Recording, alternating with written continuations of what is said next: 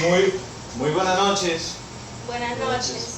Mi nombre es Iván Darío García Restrepo, soy estudiante de la Universidad Nacional Abierta de Distancia con sede en Cartagena. Mi código es 1037-947-427. El día de hoy pues los invité con razón de darles a conocer un tema el cual es sobre la afrocolombianidad. Ahí con el curso de Cátedra de Estudios Afrocolombianos, el cual estoy cursando en la universidad. Bueno, en síntesis les voy a dar un poco de información sobre el marco jurídico, sobre la afrocolombianidad, un poco de la ley 70, la cual cobija a los afrocolombianos, igualmente las diversidades de las comunidades afros, donde se convergen la mayoría de las comunidades afros, al igual que un poco sobre la historia y sus comienzos en el territorio nacional o el territorio americano de las comunidades afrocolombianas.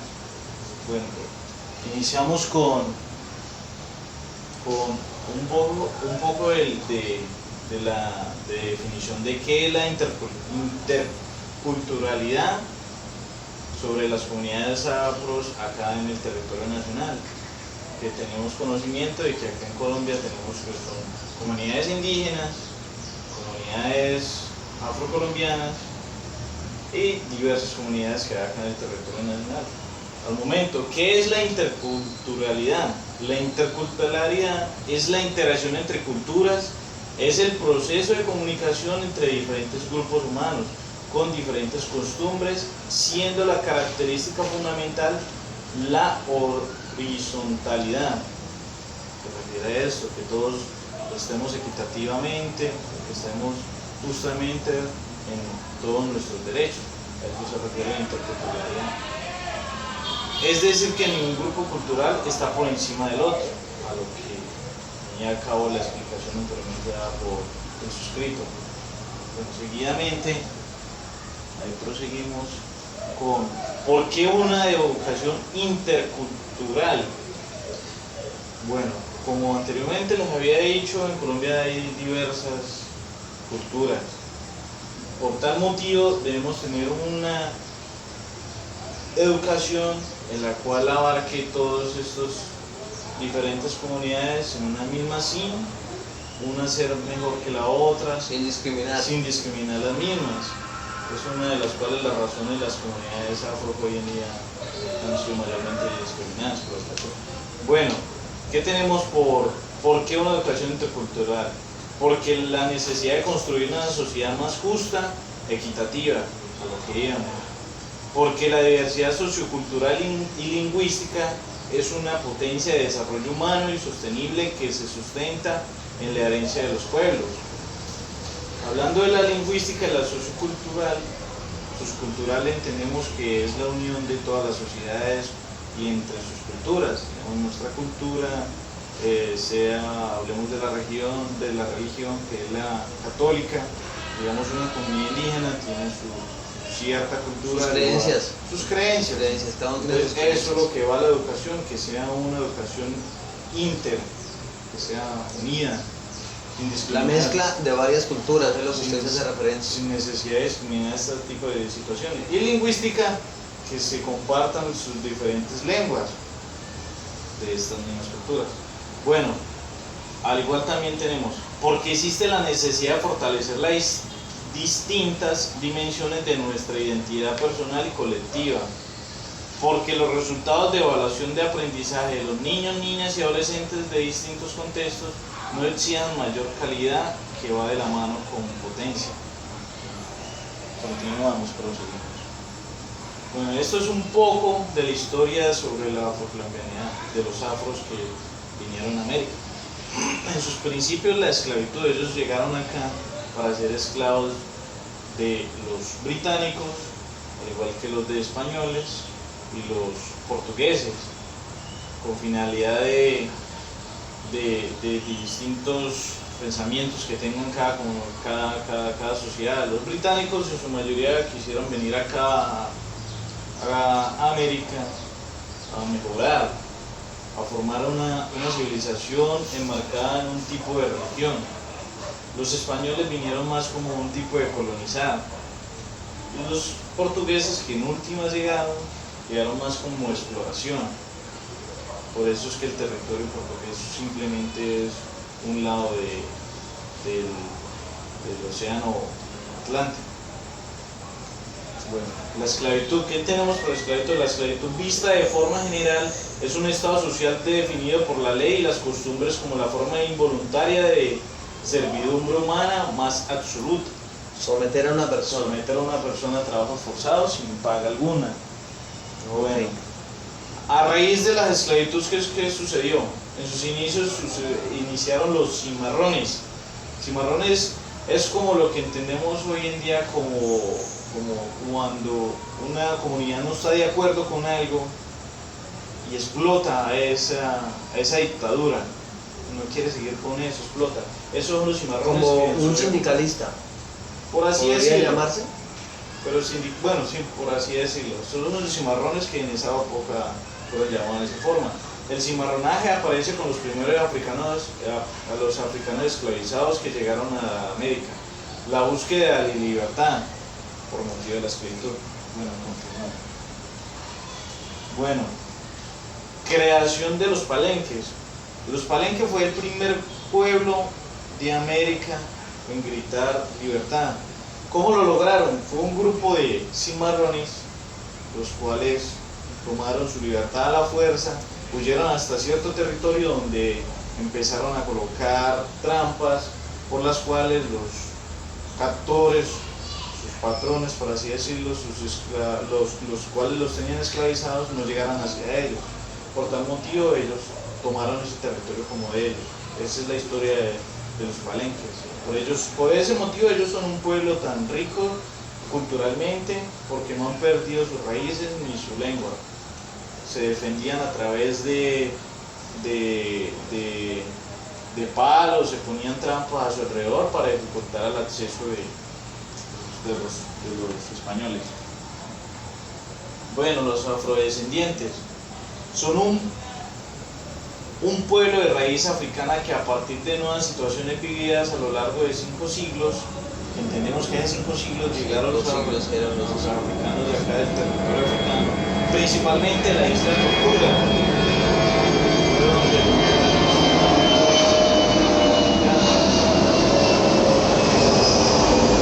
Entendemos un poco más del significado de los afrodescendientes.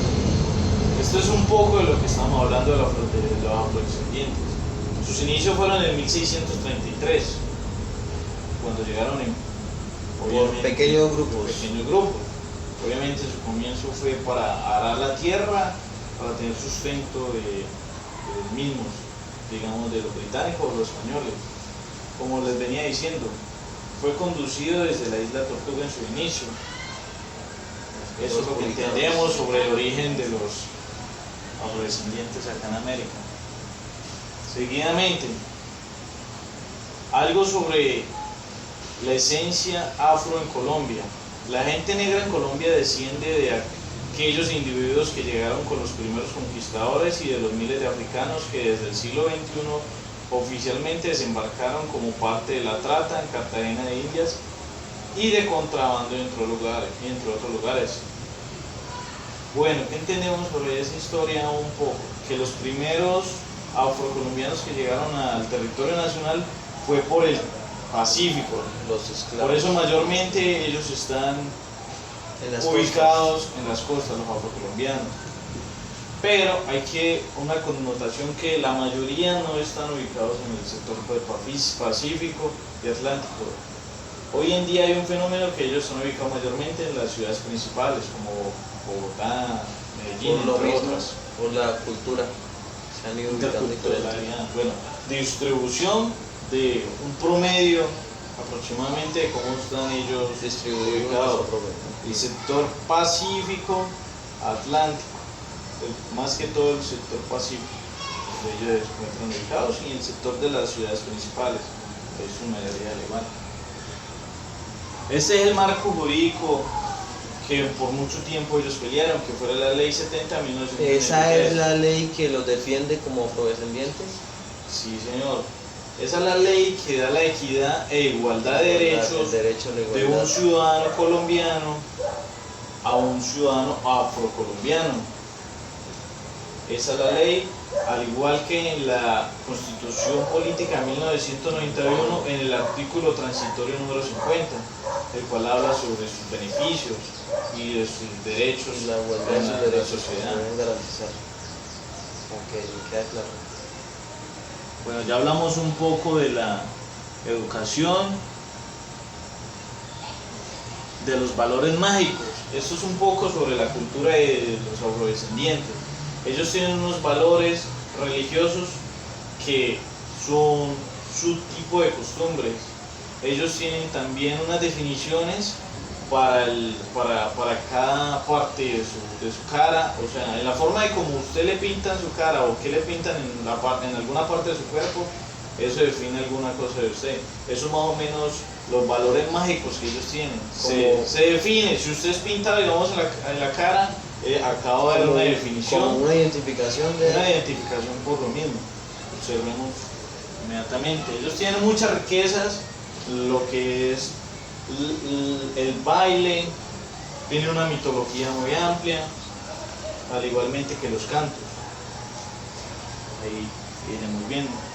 Bueno, estábamos hablando sobre los valores mágicos y sobre sus definiciones.